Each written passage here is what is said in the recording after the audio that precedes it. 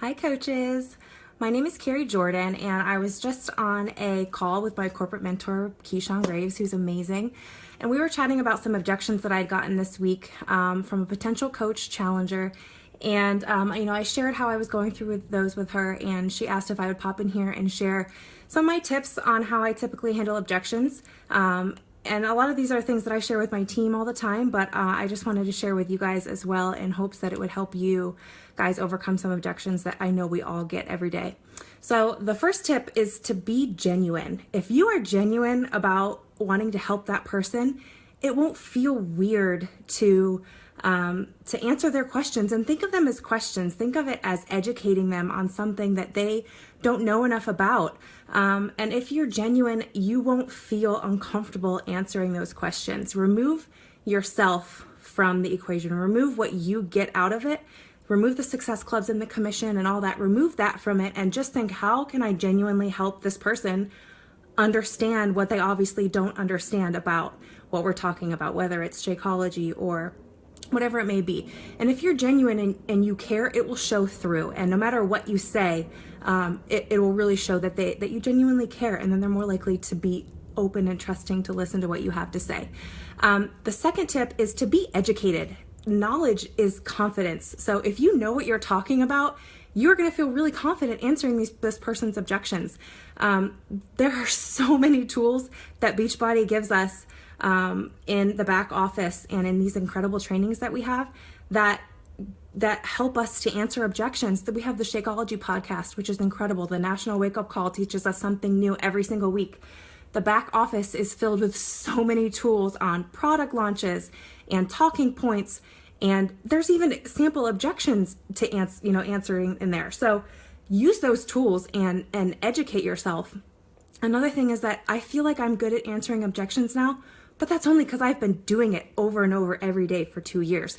I probably wasn't very good at it at first, or I would, hear an objection and say, okay, sorry to bother you, and then leave them alone and move on. But now, because I'm confident and I'm comfortable doing it because I've done it so many times, and I've educated myself on Shakeology and on the programs and on the benefits of the challenge group and how you need all three of those pieces together, it's really helped my confidence and when I'm explaining it to people, when I'm answering one of their objections. The third is be relatable.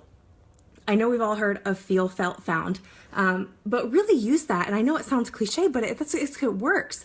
So when someone says, I can't fit Shakeology into my budget, or it's too expensive, describe how you personally felt in that objection yourself. I used to feel that way too. I understand how you feel. I felt that way too. But what I found was that after a month of drinking it, my energy levels were so high, and my cravings were down, and I just realized that it's like buying all my breakfasts for the month at once. So, then I found a way to fit it into my budget. So if you're relatable and you share and do a feel, felt, found, then they'll understand that you're not just trying to sell them something, that you too once had that same objection and that same fear, and you're just educating them on how to overcome that. And then the fourth is be trusted. Janelle Summers is way up in my upline, and she always talks about how you have to, how in order for people to want to work with you, they have to know, like, and trust you. And I cannot tell you how true that is. They have to know, like, and trust you.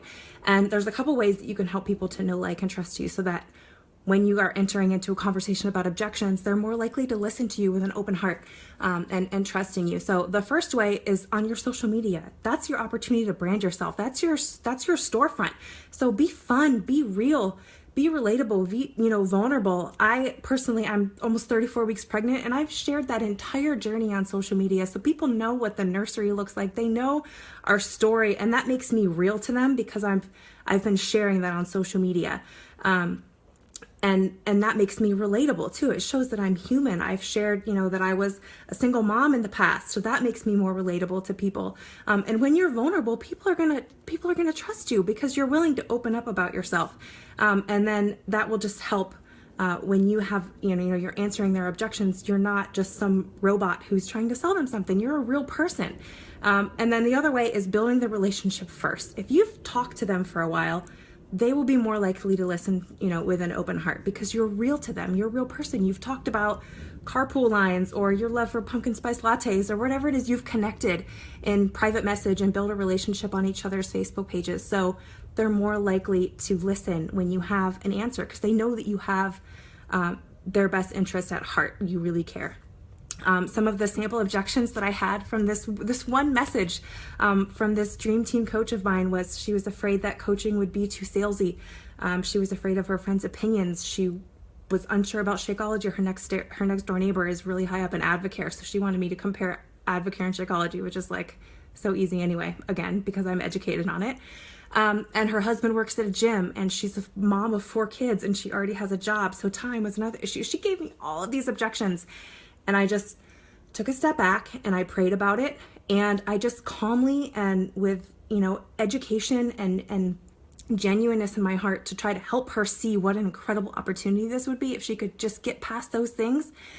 Because it came from a genuine place. Guys, she's like dying to sign up to be a coach now. And she's really excited about it. So I hope that some of these tips have helped you guys. If you're genuine and you know what you're talking about and you continue to answer these objections every day and you make yourself relatable and trusted, then people are going to believe you and they're going to trust you. And it'll just make it a lot easier to handle these objections. And just remember that when someone has an objection, it's not a no. That's just them waiting for you to give them more information. They're waiting for you to explain to them why they shouldn't be afraid of whatever it is that their fear or their objection is. So take that opportunity and be confident and proud of what we have to offer, because it is a gift. And if you know this person is giving, if they straight up say no, that's a no, but or maybe later. But if they're giving you an objection, they're saying, but prove me wrong. Tell me why Shakeology is better than Advocare. Tell me that I have time to do this and you believe in me. That's your opportunity. So be genuine and be brave. And don't let objections stop you. Just look at it as an opportunity to help them see the amazingness that you have to offer them. All right. Thanks, guys. Bye.